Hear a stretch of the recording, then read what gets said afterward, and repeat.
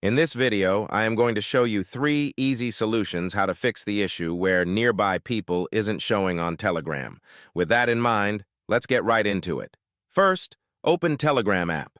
When you tap on Contacts and select Find People Nearby, no one may be showing up.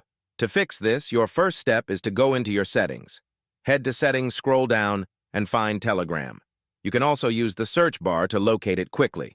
For Android users, go to Apps and select Telegram.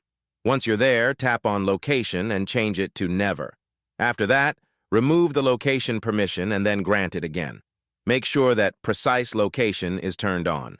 Now, let's see if that fixed the issue. If the list is still empty, let's try another solution. Head back to your settings, scroll down and click on General. Then, go to iPhone Storage and find Telegram. You'll need to offload the app. If you're using Android, there's no offload option, so you'll need to delete and reinstall the app. Another solution is to clear Telegram app cache. To do that, go on your phone settings and search for the Telegram app and click on it, and then select Storage and Cache and click on Clear Cache. Another possible fix is checking for app updates. To fix this, go to the Google Play Store or Apple Store and update the Telegram app to the latest version.